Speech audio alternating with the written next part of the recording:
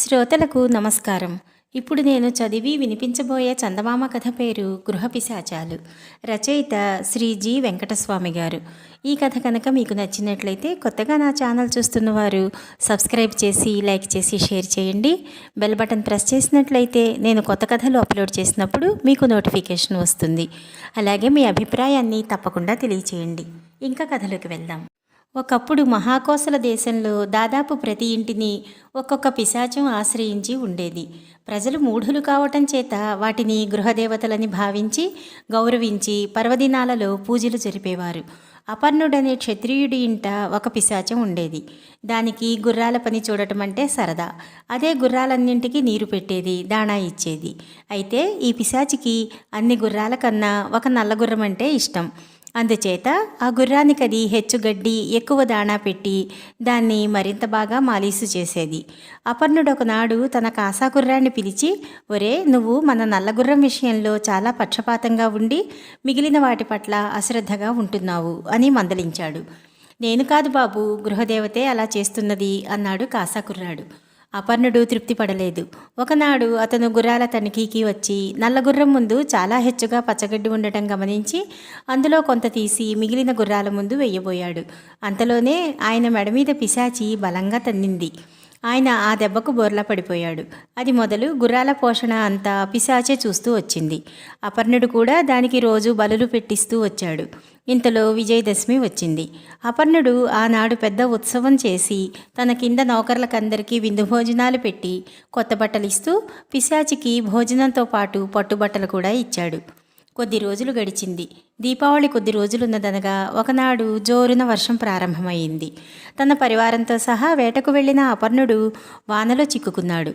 వాళ్ళందరూ తిరిగి వచ్చేసరికి తడిసి ముద్ద అయ్యారు. అపర్ణుడు గుర్రాలను తన ఇంటి ముందే వదిలేయమని తాను బట్టలు మార్చుకున్నాడు. ఈ లోపల పిశాచి గుర్రాలను సాలలో కట్టేసి తుడిచి మేత వేస్తుందని అతను అనుకున్నాడు. కానీ గుర్రాలింకా ఇంటి ముందే వానలో తడుస్తూ చలికి సకిలించటం అతని చెవుల పడింది.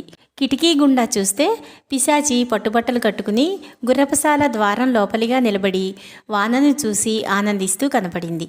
గుర్రాలు ఇంటి ముందు వానలో తడుస్తున్నాయి, వాటి సంగతి చూడవేం అని అపర్ణుడు కేక పెట్టాడు. వాన వెలవని, వాటి సంగతి చూస్తాను. వానలోకి పోతే కొత్త పట్టుబట్టలు తడిసిపోవా అన్నది పిశాచి. ఆ దేశంలోనే ఇద్దరు అన్నదమ్ములు ఉండేవాళ్ళు. వాళ్ళు తమ తండ్రి పొలాన్ని సమంగా పంచుకుని వ్యవసాయం చేసేవాళ్ళు. కానీ ఏ కారణం చేతనో అన్న పొలం విరగపండేది. ఇద్దరి పొలాలు సమానమే అయినా తమ్ముడి పొలంలో కన్నా అన్న పొలంలో రెట్టింపు గింజలు రాలుతుండేవి. కోతల తరుణం వచ్చింది. అన్న తన పొలానికి పోతూ ఉండగా అటుగానే పోతూ ఒక బుడతడు కనిపించాడు. వాడు తన నెత్తిన ఒకే ఒక ధాన్యపు కంకి పెట్టుకుని నడుస్తూ పెద్ద బరువు మోస్తున్నవాడిలాగా రొప్పుతున్నాడు. ఒరే బుడత, ఆ కాస్త బరువుకే అంత హైరాణ పడుతున్నావేమిట్రా అని అన్న నవ్వుతూ అడిగాడు. నేను నీకు మోసుకొచ్చేది, నువ్వే నాకు మోసుకొస్తే ఆ బరువు నీకే తెలిసేది అంటూ బుడతడు గిరుక్కున వెనక్కు తిరిగి తమ్ముడు పొలం కేసి వెళ్ళిపోయాడు. అది మొదలు అన్న పొలంలో పంట చాలా పడిపోయింది. తమ్ముడి పొలం మామూలుకు రెట్టింపు పండసాగింది.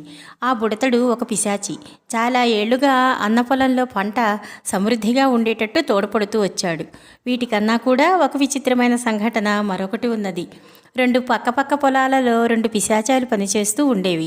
ఒక పొలంలో గింజలు బాగా రాలేవి, రెండో పొలంలో గడ్డి పుష్కలంగా అయ్యేది. దీని రహస్యం ఒకరోజు బయటపడింది. ఒక పిశాచి రెండో పొలం నుంచి ధాన్యం కాజేసేది, రెండోది మొదటి పొలం నుంచి గడ్డి కాజేసేది. ఇలా దొంగతనం చేస్తూ ఒకసారి రెండు పిశాచాలు ఒకదానికొకటి దొరికిపోయాయి. మా పొలంలో ధాన్యం కాజేస్తావురా అన్నది ఒక పిశాచి. మా పొలంలో గడ్డి కాజేస్తున్నది నువ్వా అన్నది రెండోది. రెండు పిశాచాలు హోరాహోరి పోట్లాడుకుంటూ రెండు పొలాలను తొక్కి నాశనం చేశాయి. ఇలాంటి సంఘటనలు ఎన్నో ఉన్నాయి. ఈ పిశాచాల మూలంగా లాభం పొందిన వారు ఉన్నారు, నష్టపోయిన వారు ఉన్నారు. కానీ గౌతమ బుద్ధుడు మహాకోసలలో అడుగుపెట్టిన నాడే ఆ దేశం నుంచి ఈ పిశాచాలన్నీ పారిపోయాయి. అటు తర్వాత కూడా ప్రజలు కొంతకాలం పాటు తమ గృహదేవతలను పూజించారు, కానీ వారికి అందువల్ల కొంచెం కూడా లాభం కలగలేదు. ఈ కథ ఇంతటితో సమాప్తం. మళ్ళీ మరొక కొత్త కథతోటి కలుసుకుందాం. నమస్కారం.